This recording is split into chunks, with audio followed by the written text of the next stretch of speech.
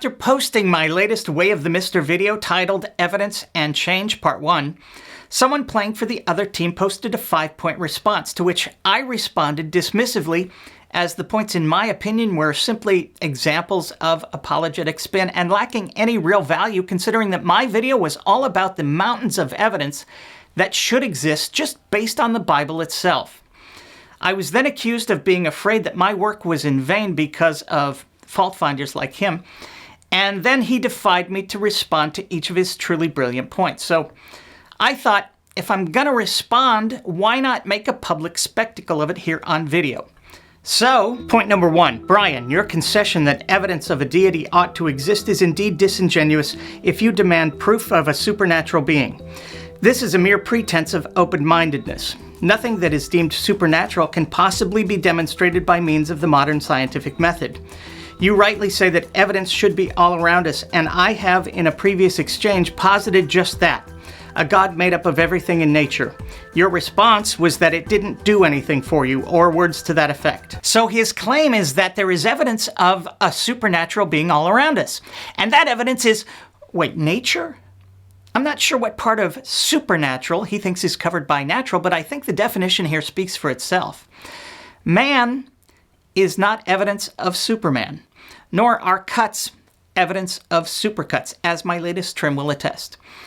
Claiming that nature is proof of a supernatural being begs the question in the worst way, but that first point is also silly. The supernatural can't be demonstrated? If this guy and 1,000 of his Christian buddies could drink poison that would kill anyone else and not be affected, or be bitten by venomous snakes without harm, that would be some very compelling evidence, and evidence the Bible's supernatural Lord said his followers should and would be able to do. This is what religion has come to.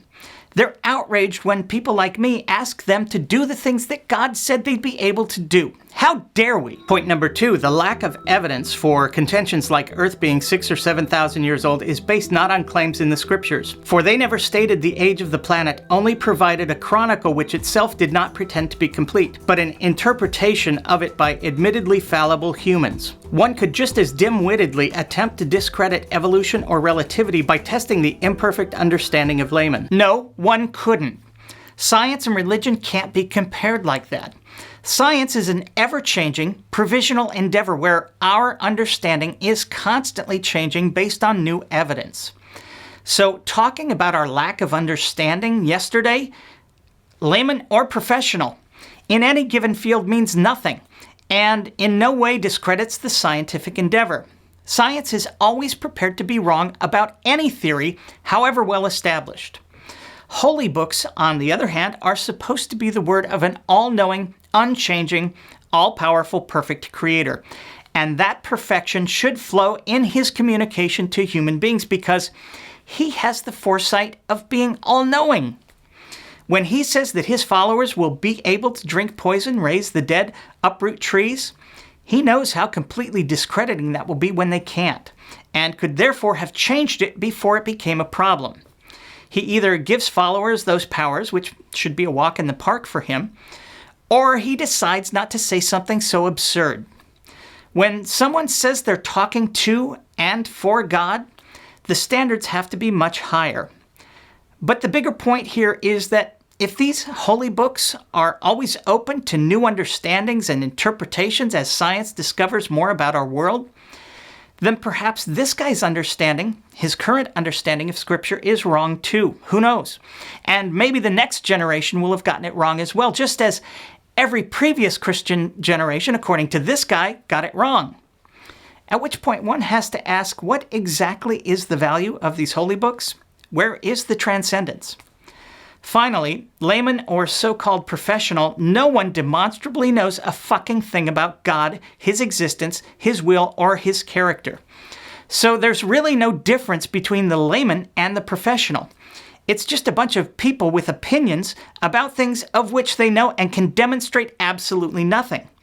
People with professional degrees in theology might as well have a degree in, Bigfoot culture or fairy mating practices.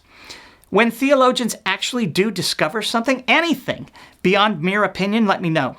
In the meantime, scientists will continue curing diseases, figuring out sustainable energy, discovering the fundamental particles of the universe, and landing spacecraft on comets. Point number 3. You make the fatal error of saying that evidence of the Exodus, for instance, ought to be manifest on account of its supposed magnitude. This will illustrate the folly of adopting other people's assumptions. There is only one line in the Old Testament that numbers the Hebrews that left Egypt. As this piece of info is not part of the proper narrative, that is to say, the diary of the journey that Moses instructed his scribes to write, but seems to be a later injection, perhaps by a redactor who wished to suggest that virtually the entire population followed the leader. The tale makes much more sense as that of a small discrete party escaping surreptitiously, and others leaving gradually over the course of decades, if not centuries. Oh, unfortunately, that one line in the Old Testament puts the numbers at upwards of 600,000 men leaving, meaning a grand total of at least 1.8 to 2.4 million people, maybe more.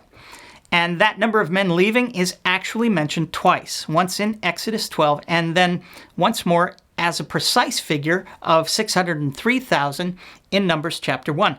But how presumptuous of me to take the Bible at its word, right? I mean, clearly believers would never do anything like that, except for the last 2,000 years. Of course, you can't really do that now, can you? Not after all the evidence has come in and no one can find that number of people either enslaved in or leaving Egypt and wandering the desert for 40 years. But that's kind of my point. So instead, this guy has simply decided that 600,000 men number was some asshat's addition to the holy text, and entirely without the imprimatur of our central figure, Moses or God, whose existence can't even be established, either one of them. Because God allows that kind of thing to happen when people's eternal souls are at stake. Good thing there's no evidence of God getting pissy and destroying such people when they mess with his shit. Or is there? I don't know. But let's not forget that this new argument he's making now is an argument he has to make, because the evidence for the initial claim and what believers thought about that claim forever, which God somehow in the last 2,000 years never had the time to correct until this guy, that evidence simply doesn't exist.